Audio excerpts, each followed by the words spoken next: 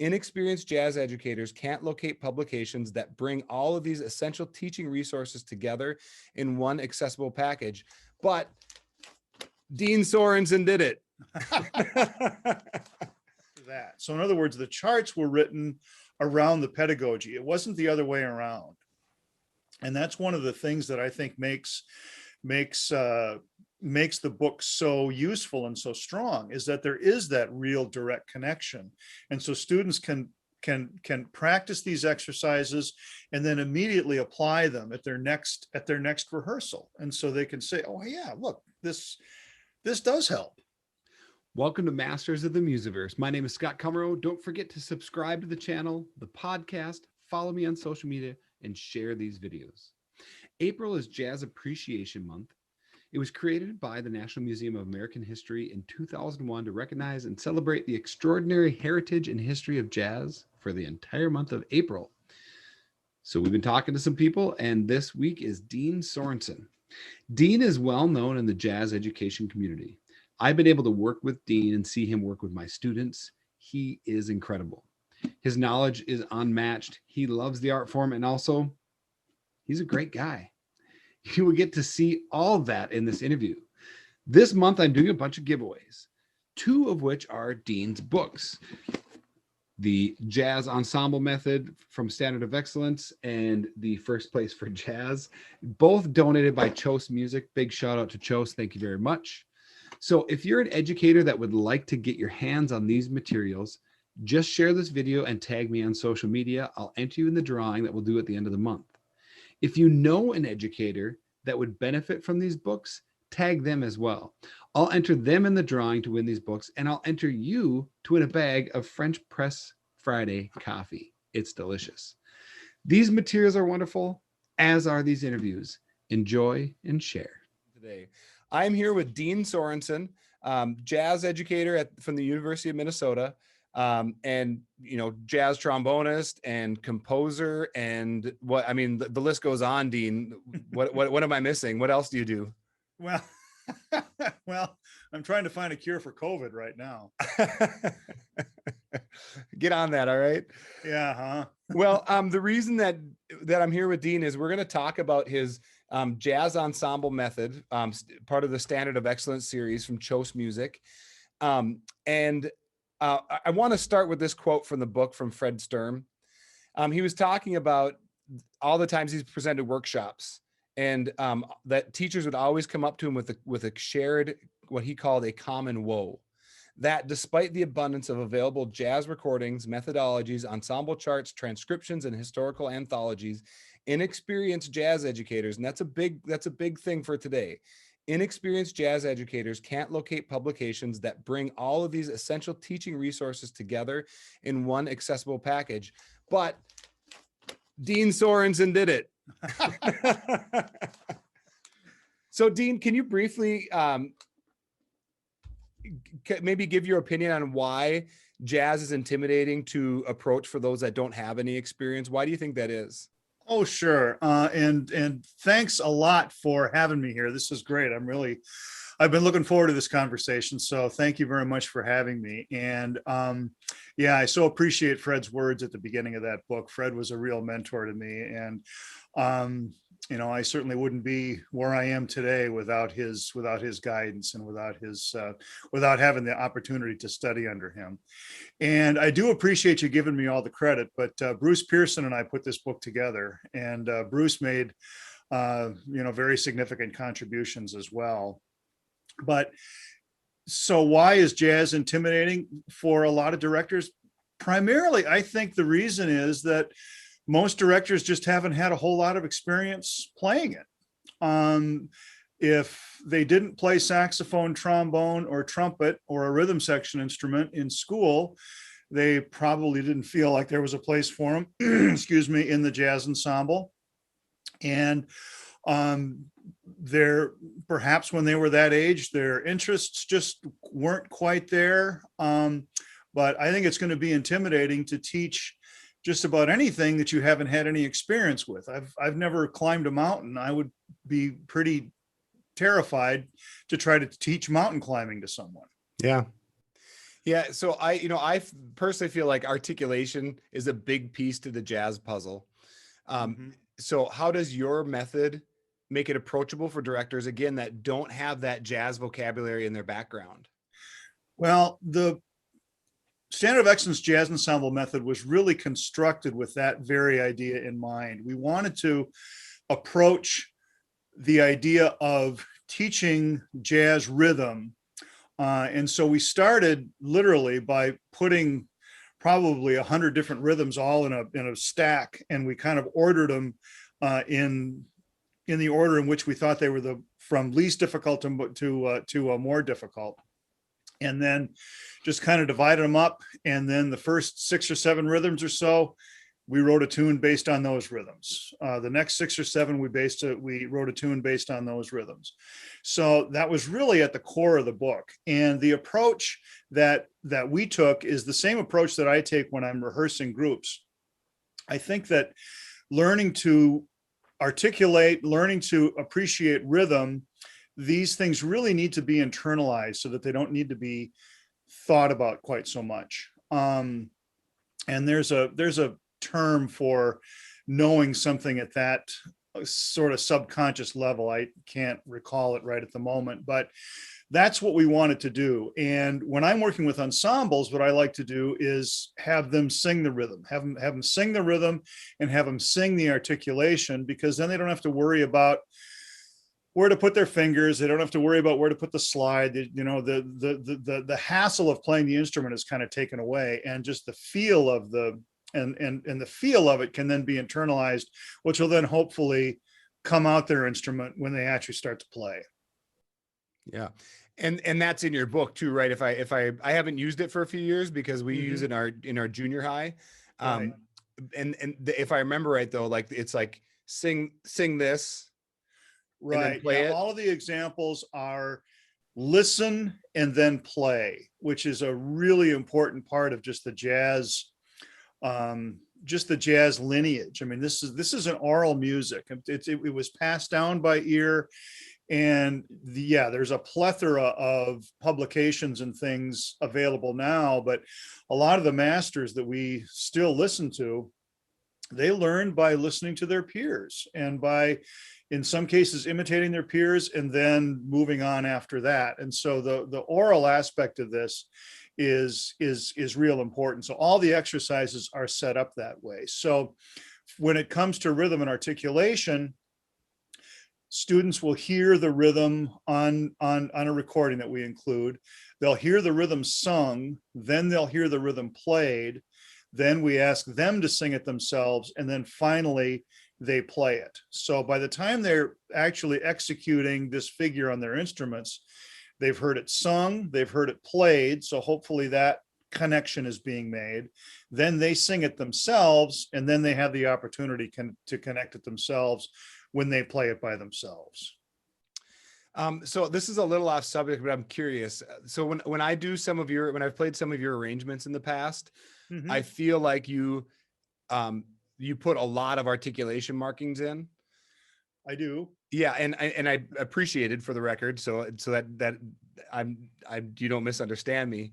Um, and I'm curious, did that come after the you wrote the jazz method, or was that just kind of part of your composing all along? That's always been a part of how I approach things all along. And we could have a whole hour-long discussion on when to include articulations and when not to.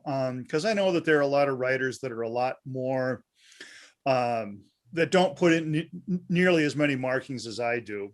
And as a matter of fact, I just submitted a potential clinic proposal to Midwest to discuss that very topic. Okay. Um, Personally, I like um, I've always put a lot of articulation marks in. I think a lot of it comes from my early training. The people that I worked with and learned from wrote a lot of articulations into their music, and it's always just worked for me. As a player, I don't want to have to guess as to how a composer or an arranger wants a particular note played. If Okay. it's Okay. marked, well, then it's right then it's right there. And so it's partially out of habit for me, and partially because I do think it's helpful, especially for, again, the director that doesn't have any jazz experience. So I'd like to now talk about your four only exercises. Uh-huh. So just what is the focus of these exercises? So the four only exercises. The rhythm section is the section that makes a jazz band. And it's also probably the section that most directors have the least experience with. I mean, that was certainly true for me. I'm a trombone player, as you said earlier. And so when I started doing a lot of directing at jazz bands, my expectation was just that the rhythm section would just kind of do what they do. And I wouldn't, I wouldn't have to intervene too much. Maybe tell them to play softer and louder. Don't rush, don't drag. Those kinds of things are relatively easy. I wasn't really prepared to get under the hood and figure out how the rhythm section worked together. But the more teaching experience I had, the more I realized that if I was going to have a band that was going to sound as good as it could, I was going to have to understand how the bass and the drums interact. How does the piano fit in with that? How do piano and guitar work together? All of these different relationships that happen within that section. And so the idea behind the four only exercises in the Standard of Excellence Jazz Ensemble method was to give the individual rhythm section instruments some practice exercises on their own. The rhythm section, aside from being the section that makes a section a jazz band, or that the section that makes a jazz band what it is, it's unlike any other section. Trombone section has four trombones, hopefully.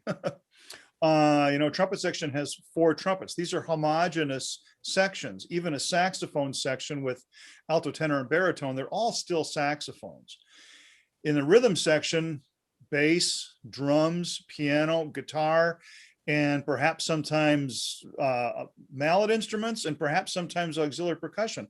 All very, very different instruments, all doing very, very different things, as opposed to in the saxophone section, for example, everybody is most of the time playing fairly homogeneously. They're all playing something together. So if I'm a second tenor player and not really understanding what my part is, I can probably hook into the players around me and I can kind of be pulled along that way. Rhythm section doesn't really have that. If one of the rhythm section players can't play their part, they're really kind of on an island. And so the idea behind those exercises was to give those players something to do, and then also to draw attention to those players and attention to those sections to the band director. Again, because they don't have a lot of rhythm section experience. I'm a trombone player. I zero in on the trombones. I still do. I hear trombones everywhere I go, which is a blessing and a curse. Yeah. But I think it's only natural that we're going to listen to the instrument that we're most used to. Yeah. So to encourage directors to pay attention to the rhythm section, we wanted to give the rhythm section some dedicated exercises and some dedicated things to do. Yeah, encourage, and also the educator, but also give them the tools, because kind of Right. like you mentioned earlier, this is something for me too. I was a trombone player and I played in jazz band for a long time, but I didn't really have a clue what the rhythm section was doing. I mean, I knew when they were off and when they weren't. So yeah, I mean, like that, like I needed the tools to be able to teach a kid how to play, bass in jazz band. Right. Now, with each of the instruments that are in the rhythm section, and you can either speak on this generally or specifically, what does a student need to bring in order for this method to work? Like what does their knowledge base need to be? I'm assuming they can't come in not knowing anything about the guitar. They should have had a little bit of experience playing the instrument. When Bruce and I were originally conceiving the book, we thought of it as about a grade 2 concert band level, would be about a grade 1 jazz ensemble level. We assumed our our benchmark, if you will, was book 2 of Standard of Excellence, the blue book of, the blue band book of Standard of Excellence. There's nothing in the SOE jazz ensemble method that's not covered through book 2 of Standard of Excellence. And that's true for bass, drums, uh, there isn't a guitar book, I guess, but Right. I mean, students are going to need to be able to, ideally, they're able to at least, if not read music, at least understand what notes mean on a staff. Yeah. We do include for the guitar player, there are fretboard diagrams for all of the chords, because there are many, many different ways to voice a C major 7 chord on a guitar. And we wanted the voicings to sound as jazz-like as possible. So we did include chord voicing diagrams for all the chords in the guitar book. All the bass lines are completely written out, but we do include chord changes as well. So if a bassist does have the ability to walk their own lines, they're encouraged to do that. But a lot of young players haven't quite developed that skill yet. And so we wrote the bass lines out. We wrote out all the drum grooves, and we actually considered for a time, we considered writing out everything in the drum part, like every note. And so we tried it for the very first tune, and the rhythm section parts have to fit on a 2-page spread. And we looked at the part, and it looked like the cockpit of a 747. And it was just solid notes. And we thought, oh man, that scares me, much less for a young student. So, but we write out grooves at the beginning. If fills are going to be helpful, we write those out. So we try to give the rhythm section players as much information as we can without, while still giving them a chance to develop the skills that they need. Yeah. So basically you've done all the work for us, and we just need to get this book and start using it in our schools, because it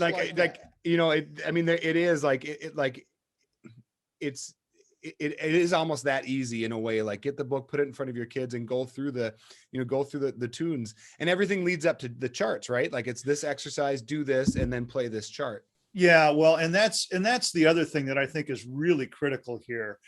And because I like the idea of context-based exercises. So there are plenty of patterns, pattern books and improvisation books and things like that are very good, but they're not really tied to anything. And so one of the big challenges that I think a lot of students have, not just in jazz, but in a lot of things, is how do we translate what we practice to what we're going to perform? How do the practice exercises relate to stuff that we want to perform? And I wanted to make that connection as clear as possible. And so when we had decided, back at the beginning, when I said that we divvied up the rhythms and we had arranged the rhythms in this way, once we had that decided, then we wrote the charts after that. So in other words, the charts were written around the pedagogy. It wasn't the other way around. And that's one of the things that I think makes the book so useful and so strong, is that there is that real direct connection. And so students can practice these exercises and then immediately apply them at their next rehearsal. And so they can say, oh yeah, look, this does help.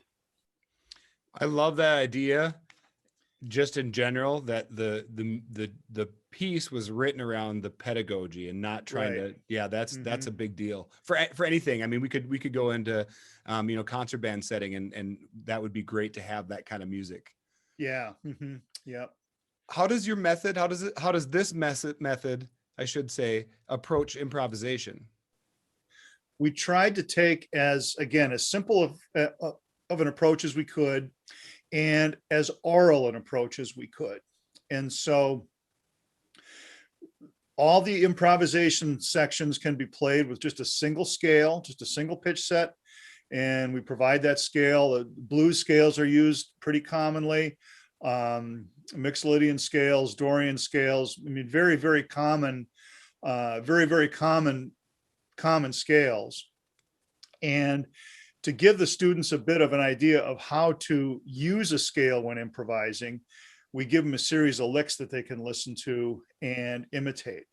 And this really goes back to the kind of practice that I think is the most valuable if you're going to be a jazz improviser, and that's transcribing solos. Again, it goes back to that oral tradition, but I don't know any jazz improviser worth anything that hasn't spent a significant amount of time transcribing solos. Well, if you're an eighth grader, transcribing a solo is, it's asking a lot. I mean, it is a difficult thing to do. And so we take care of that for them by giving them something to listen to and play. And then what we do give them to play is something that technically they can handle on their instrument. Again, trying to keep the young player in mind. So we teach them a series of 1-bar licks, then a series of 2-bar licks, and then we write out a complete solo for them that uses the scale, uses the licks that they practiced, so they can get a sense of, okay, this is what I've been practicing. This is how something like this could be used in actual practice. So the scale itself is the total raw materials. The licks are kind of the building blocks, and then the structure, I suppose, would be the written out solo that they can plug right into the solo section of the tune if they want to. Or they could use that as an etude. I know a lot of band directors use the written solos as unison warm-ups because they're written for everybody. But to try to just present a sequence of events as to how the improvised solo came to be. Yeah. I don't know if you're familiar with the name Jeffrey Agrell. No, I'm not. He teaches in Iowa, and he's got this book. It's called Improvisation for Classical Musicians. Okay. And it's 500 improvisation games. And the reason I bring it up is I'm gonna be speaking with him next week to kind of follow up this conversation, because I feel like the idea of approaching improvisation as a game with younger kids can be For very sure, helpful. yeah. Mhm. Yeah, because improvisation is scary. Yeah. I had one of the best trumpet players I've ever had. This kid was all state band. I mean, just everything. And we did one day, I took out a smart music and put on a blues scale or a blues progression. And I put the music in front of him, and I had him call and respond with me. And he was doing Right. great. And I said, "Your turn." And he looked at me and he goes, he wasn't going to do it. So do you have any things that you do to kind of take away the scariness for kids? The biggest thing that I think, or the most important thing to do, I think, is to really encourage what Bruce Pearson calls a no-fail environment. And I think one of the reasons that improvisation is so intimidating to a lot of players is that they're afraid of sounding bad. Even if they're doing call and response, they know what they're going to do, and they have a preconceived idea of what at least they're supposed to do. They may play a clam while they're doing it, but at least they kind of knew what was coming. And with improvisation, they're afraid that they can't think of anything, and if they do think of something, it's not going to be very good. And so trying to get over that hump of that level of self-doubt, I think, is really, really important. And in teaching situations, about the only way that I've thought of been able to do that is to do it often in rehearsal. Yeah. And one way that's really helpful to get that going is to have students improvise collectively. So just have everybody improvise at the same time, because then nobody can really hear anybody else. And for a player who might be a little bit intimidated by being judged by their peers, which is kind of the worst thing that can happen to a middle school or a high school student, they might be a little more willing to try some things. And so as start by having the full ensemble improvise collectively. And then as students are comfortable with that, we'll then start trimming it down a little bit. Maybe just have half the band improvise and then the other half of the band improvise. Then break it down by section. And then by the time you're having, say, all the trumpets improvised together, it's going to be a little bit easier to hear the individuals. The individuals are sort of getting, introduced a little bit more gradually instead of being thrown out in the cold. And then finally, maybe by twos and then maybe by ones, and having them improvise just a little bit, just a measure or two. Because I think once they get over the hump of the initial fear of it, that's always the worst thing. Yep. And then after that, well, then they're going to be a little bit more comfortable doing it. Yeah. Well, darn it, Dean, I thought I had thought of that idea on my own, but I must have heard you talk about it, because that's exactly how I do approach improvisation, especially at the beginning of the year. Well, this came from a conversation with Bruce, and I've since observed it being used by a lot of people. So there's no way that I'm going to copyright that particular idea. So we all learn from one another. Yeah, I followed that up. Like, by the time this happened a couple of years ago, by the time we had gotten to like everybody just doing it everyone's comfortable doing it on their own, I had asked the kids, like, why are they still afraid? And they kind of said what you had said. They said, well, because I sound bad. Yeah. And I said, okay, do this. I said, everyone close your eyes and raise your hand if you think you sound bad on your solo. Every kid raised their hand. Yeah. And then I said, raise your hand if you thought the person next to you sounded good. They all raised their hand. And then I told them, I'm like, okay, look around now. And they were like, oh, wow. Like, okay. Yeah. That helped instill a little bit of confidence. That's a great idea. Yeah. Because we're all like that too. I think it's like that. I don't know what we do to ourselves mentally. It's like, I sound bad, but everyone else sounds good. Oh, absolutely. Yeah. It's human nature. And I still feel that way. Yeah. Honestly. I mean, I think to a certain extent, I think it's kind of healthy, because we always want to be improving ourselves. But most of us, again, myself included, you take it too far, and you just, you end up doing more self-editing than what is necessary. Yeah. That's a brilliant idea though that you had. Yeah, it worked. I sensed a change in their feelings towards their own improvisations and their willingness to raise their hand. Because I'm sure you've even been in that situation where no one makes eye contact with you when you say, "Who wants a solo?" Oh yeah, yeah. Yeah. Yeah, the floor is very interesting at that point. Yeah, all of a sudden, everybody's shoes need tying. Yeah. All right. So I was kind of curious, because I've tried to do some organizing of like, how do I get my kids exposed to all these different styles of jazz during their high school experience? And when I get to like Latin jazz, oftentimes I would be like, well, what do I do? Like, what Latin jazz do I pull from? Yeah. And you start with bossa nova and reggae. Is there any particular reason why you started with those two? Well, mainly because I thought those two are probably the most approachable. And reggae, the reggae tune is the last tune in the book. And I thought it would be something that would be, kind of fun, a fun thing to look forward to. It's generally going to be felt in 2 instead of in 4. It's going to be in cut time, which is kind of a big step forward for a lot of young kids. And so we saved that for the end. Bossa Nova, again, I think is one of the more approachable Latin beats. The tempo is generally a little bit more moderate, and the rhythms don't get, they don't need to get quite so crazy. I mean, Latin music is just such a monstrous term. Mm-hmm. We could spend a whole season of podcasts talking about it. Absolutely. But in jazz ensemble styles, bossa nova, samba, reggae, perhaps some salsa, merengue.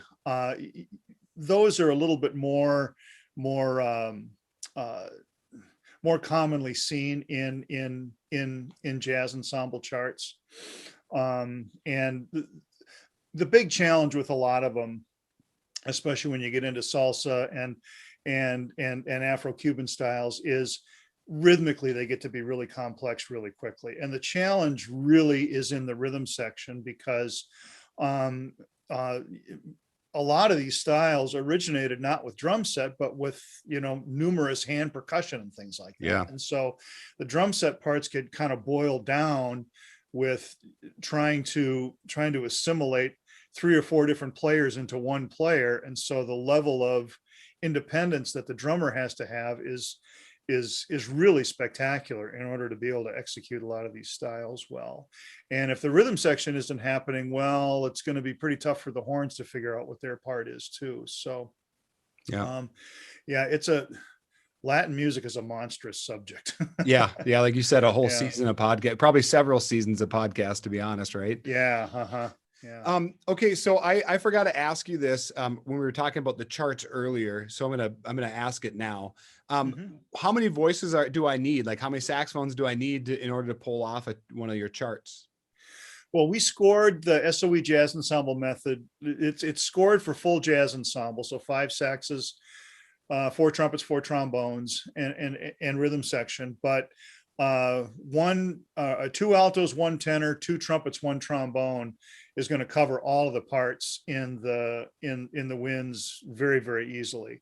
Okay. And then in the rhythm section, bass, piano or guitar, and drums. So 9 players would be able to make it happen if those parts are all covered. All right. Okay. So here in Fergus, in my band program, we've got everything. We've got your jazz method, the first one. We've got the advanced jazz method. I've got the jazz combo method. So we're all in. But the only thing I guess I don't have is your first place for jazz. And I'm Sure. curious about the difference of that and the other methods. Well, I'll be sure to send you some when we're finished here. That'd be great. But first place for jazz is conceived along the same lines as SOE jazz, in that it's very aural based, it's very repertoire based. All the exercises relate to pieces that students can perform. The difference is that first place for jazz was conceived as with a little bit more of an improvisational focus to it. And so I wanted to present students with a broad overview of what I thought were really strong fundamentals that were going to help them learn more about how to improvise over this music. So we start with a major scale and a major 7 chord, move to a dominant 7 chord and a Mixolydian scale, then a minor 7 chord and a Dorian scale. And those are all built on the same root. So students observe kind of the differences according to the parallel major scale, which is comfortable ground. And so they learn those 3 chord types in 4 different keys. Those 3 chord types in 3 different keys. And between major 7, minor 7, and dominant 7, probably 85% of jazz harmony is made up of those 3 chord types or their derivatives. So if you understand those really well, you're very well positioned to take the next step and to play a lot of different kinds of repertoire. Yeah. But in this case, all of the exercises, again, are built around tunes that students can play either in big bands, and we use the same flexible scoring options on the big band charts in first place as we did in SOE jazz. A difference in first place is that all the tunes are included in lead sheet format in the back of the student book. So if they wanted to play them in a combo setting or even an individual setting, they could do that. Another big difference is that since First Place for Jazz was conceived kind of a little bit, sort of at the tail end of the CD era. Everything was all the audio was downloaded. And so without the limitations of CD length and things like that, we were able to include individual instrument recordings for all the books. So Oh, the alto sax book has an alto sax demonstrating all the exercises. Trombone has trombone, flute has flute, tuba has tuba. So students are hearing their own instruments demonstrate all of these exercises too. okay. Yeah. Is there the same focus on articulation, like with the, sing this and then play this? Yeah, absolutely. Yeah. All we did in the exercises portion was we just reversed them, where in First Place, we start with the improvisation exercises. And in First Place, we start with the improvisation exercises, whereas in SOE Jazz, we started with the rhythm studies. But the rhythm studies are still there in First Place for Jazz, and we use the same vocalizing approach that we did in SOE Jazz too. So students are still going to be listening to things and imitating them, whether it's learning how to play jazz chords and scales, or learning how to interpret different articulations. Okay. So, do you have an opinion? Like if I'm someone that's going to be doing a first time jazz band and I don't have very much experience, would you steer me towards one book or the other? That's a difficult call. Yeah. I mean, you're kind of asking me to choose between my kids. And maybe it depends on, it's just going to be such an individual thing. Is that what it's really going to come down to what the quantity of my experience has been? Well, I mean, I think that both of them are going to work well for band directors. I've really tried to gear all my materials towards band directors that don't have as much jazz experience as others, because it's been my experience that that's the case. Mm-hmm. And so I want to help these directors out. I think both of them have plenty of information to help directors without any experience. I do think First Place for Jazz is a little bit more comprehensive. There are many more recordings included in First Place for Jazz, and one element of how we dealt with the rhythm section in First Place for Jazz is a little bit different than SOE, whereas in Standard of Excellence, the 4 only exercises that we talked about, there are a couple of them for each rhythm section instrument on each tune. In First Place, there's an entire page of instrument specific exercises for every rhythm section instrument. And we included guitar fretboard diagrams. We also included bass fretboard diagrams, and tried to approach the rhythm section from more of the perspective of, okay, maybe somebody has never really played bass before. They could pick up First Place for Jazz and they could learn to play the bass while they were playing along with the jazz ensemble. A little bit same in guitar and on drum set as well. And so there's a little bit more of from the ground up resources there for the rhythm section. Every tune also includes a rhythm sectional, which is 4 lessons that the director can use to rehearse the rhythm section specifically. And again, if you're not a rhythm section player, the idea of a trombone sectional to me is a no-brainer. But the idea of a rhythm sectional, may not be quite as obvious. And so these rhythm sectional lessons give directors ideas of what to listen for in the rhythm section and some concrete steps and actions to help the rhythm sections play better. Yeah. Dean, I cannot fathom the amount of time that you and Bruce have spent putting these things together. It is such a good, even the preliminary information before we get into the charts is such good information for directors. And I think that's very much like how Standard of Excellence has been written for, the concert band setting is like, it's good. It's just full of information for directors. So I just want to, tell everyone that's listening, like, you need to look into these books. They can do your program good. And it's not just for people that don't have any jazz experience, because I have a lot of jazz experience, but I have a hard time getting the articulation that I know in a tune. Like how do I do this? Well, like how you play it like this. Here it is visually. Like you can see the articulations now. Mm-hmm. So Yeah. I don't know if there's anything else you want to say here before we go out, but I feel like I've talked an awful lot.